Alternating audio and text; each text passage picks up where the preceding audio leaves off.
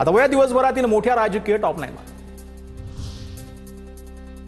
प्रवक्त्यांनी आपली भूमिका नीट मांडावी अजित पवारांची सूचना। अजितदादांच्या बैठकीत रुपाली पाटील आणि रुपाली चाकणकर समोरासमोर प्रत्येक घडामोडींवर माझं लक्ष असतं। बैठकीत अजितदादांचं सूचक विधान। पुण्यात काही दिवसांपासून रुपाली पाटील आणि चाकणकरांमध्ये वाद। मनोज जरांगेंना मारण्याचा कट रचल्याची तक्रार। बीडच्या कार्यकर्त्याकडून जालना पोलीस ठाण्यामध्ये तक्रार दाखल। जरांगेंना जीवे मारण्याची धमकी आणि कट रचण्यात आल्याची तक्रार। पोलिसांनी दोघांना ताब्यात घेतलं। चौकशी सुरू। खासदार बजरंग सोनवणेंचं मुख्यमंत्री देवेंद्र फडणवीसांना पत्र। जरांगेंच्या हत्येचा कथित कटाबाबत एसआयटी चौकशीची मागणी। एसआयटी मार्फत निष्पक्ष आणि पारदर्शक चौकशी करण्याची मागणी। जरांगेंना धमकी प्रकरणी पंकजा मुंडेंचा पोलीस अधीक्षकांना फोन। जरांगे पाटलांच्या सुरक्षेची काळजी घ्या। जालना पोलीस अधीक्षकांना पंकजा मुंडेंच्या सूचना।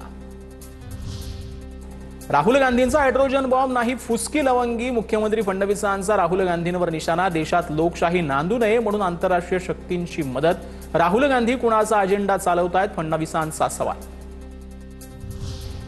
वोट जिहाद पचवण्यासाठी वोट चोरीचं तुंतुनं। मराठी हिंदू भूमिपुत्रांवरती वोट चोरीचा शिक्का मारला।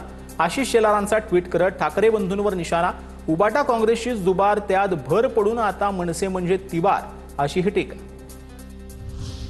काम करा नाही तर पद सोडा। काम न करणाऱ्यांना काढून टाका। मतदार याद्यांवर काम करा अन्यथा उमेदवारी मिळणार नाही। पुण्यातील पदाधिकारी बैठकीत राज ठाकरे संतापले। नागपुरातील मंत्र्यांच्या बंगल्याच्या डागडुजीसाठी 1 कोटींपेक्षा जास्त खर्च। डागडुजीसाठी सुरू असलेल्या उधळपट्टीची एसआयटी चौकशी करा।